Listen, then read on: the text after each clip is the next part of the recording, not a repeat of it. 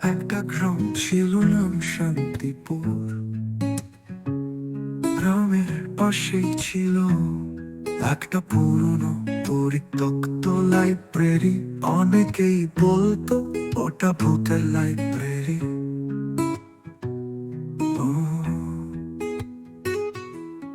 দিনে কেউ যেত না, আর রাতে তো কল্পনাও করতো না, কারণ শোনা যেত প্রতিদিন রাত 12টা বাজলেই বইয়ের পাতা নিজে নিজে উল্টে যায়। তো কেউ কেউ বলতো ভূতরা পড়তে ভালোবাসে। একদিন সাহসী কিশোর রাহুল ঠিক করলো লাইব্রেরিতে যাবে। তার হাতে ছিল একটা টর্চ আর পকেটে মায়ের দেয়া এক কিতাব। ও,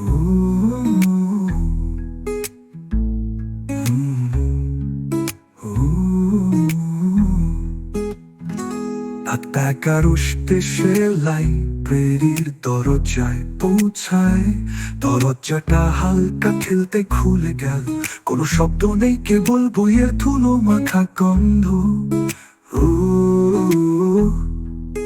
হঠাৎ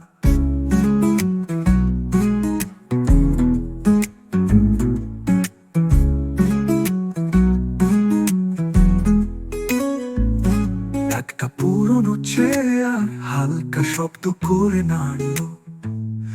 একটা বই নিজে থেকে টেবিলের উপর খুলে গেল।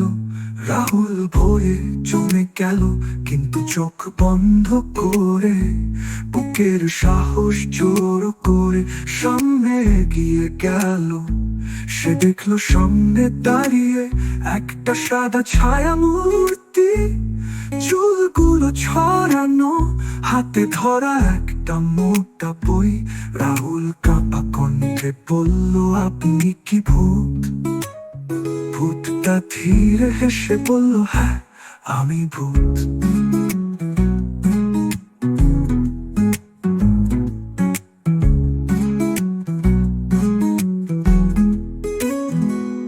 নাম প্রফেসর চৌধুরী, আগে লাইব্রেরির দেখাশোনা করতাম।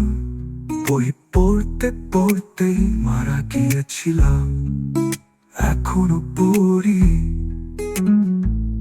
তবে কেউ কথা বলে না আমার সঙ্গে।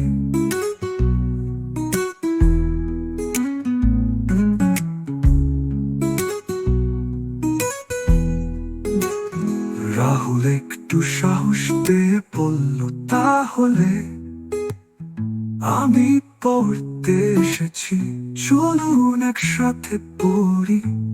সেই রাত থেকে রাহুল প্রতি শুক্রবার রাত 12টায় ভূতের সঙ্গে বই পড়তে যেত।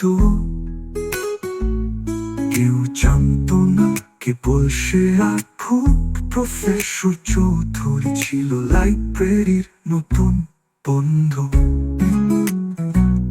গ্রামের লোকেরা শুধু জানে রাহুল অনেক জ্ঞানী হয়ে গেছে, কিন্তু কেউ জানে না তার শিক্ষক একজন ভূত।